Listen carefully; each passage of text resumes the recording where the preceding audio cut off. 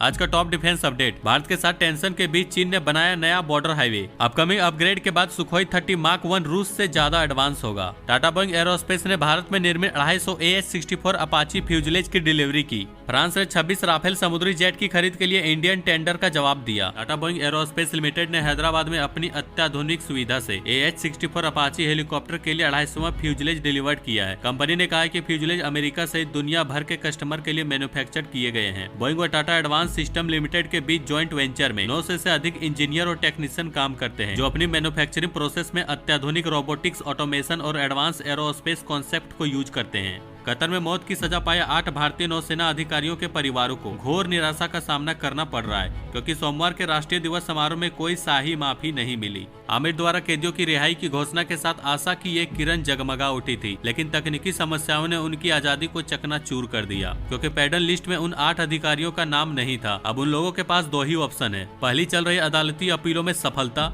या फिर अगले साल मार्च अप्रैल में पड़ने वाले रमजान के दौरान आमिर से संभावित माफी। विवादित भारत चीन सीमा पर तनाव बढ़ने के बीच बीजिंग एरिया में अपनी मिलिट्री प्रेजेंस को बढ़ाने के लिए नए हाईवे को पूरा करने के कगार पर है। G216 हाईवे भारत के लद्दाख एरिया में LAC यानी कि लाइन ऑफ एक्चुअल कंट्रोल के करीब है, जो इमरजेंसी के टाइम PLA यानी कि पीपुल लिबरेशन आर्मी की आर्मी और वेपन सिस्टम को तुरंत तैनात किया जा सकेगा। मेट्रोलॉजिकल टेक्नोलॉजी ने कलपक्कम में अपना स्वयं का डॉपलर वेदर रडार स्थापित करके एक माइलस्टोन हासिल किया है। डॉपलर वेदर रडार बहुत सटीक जानकारी देता है। अभी तक भारत इन रडार का आयात कर रहा था, लेकिन इसरो और परमाणु ऊर्जा विभाग ने खुद से डेवलप करके पूरी दुनिया के सामने अपनी क्षमता का प्रदर्शन किया है। डॉपलर वेदर रडार वर्षा, हवा के पैटर्न और गंभीर मौसम की घटनाओं के बारे में हाईली एक्यूरेट इन्फॉर्मेशन देता है, जिससे मौसम के पैटर्न की निगरानी और मौसम की भविष्यवाणी इंडिया खुद से कर सकेगी। फ्रांस ने भारतीय नौसेना के एयरक्राफ्ट कैरियर INS विक्रांत और INS विक्रमादित्य के लिए 26 राफेल समुद्री जेट खरीदने के लिए भारत की टेंडर पर अपनी रिएक्शन दिया है, और भारत के एक्सेप्टेंस लेटर का जवाब फ्रांस द्वारा नई दिल्ली में देगा, जिसके लिए विदेशों में मिलिट्री सेल से जुड़े फ्रांसीसी सरकारी अधिकारियों की एक टीम इंडियन टेंडर पर विचार करने के लिए पेरिस से आई है।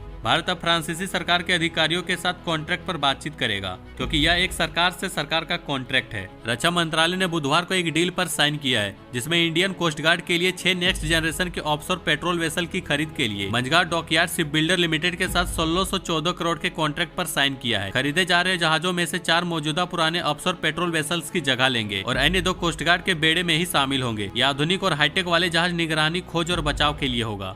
रक्षा के क्षेत्र में भारत की आत्मनिर्भरता को बढ़ावा देते हुए वायुसेना प्रमुख air chief marshal VR Chaudhary ने घोषणा किया कि सुखोई 30 मार्क 1 लड़ाकू विमानों का अपकमिंग अपग्रेड भारतीय विमान में बदल देगा। सुखोई 30 मार्क 1 रूस में विकसित एक शक्तिशाली लड़ाकू जेट है, जिसने सालों तक भारतीय वायुसेना की रीढ़ के रूप में काम किया है। AESA fire control, radar, avionics और अदर सिस्टम को स्वदेशी रूप से विकसित भारतीय टेक्नोलॉजी से बदलने से रूस पर निर्भरता काफी कम हो जाएगी। आज का question of the day, Varun Bharat और किस देश के बीच एक द्विपक्षीय नौसैनिक अभ्यास है? इस वीडियो के बारे में अपनी राय कमेंट में जरूर दें। बाकी लाइक एंड सब्सक्राइब जरूर करें।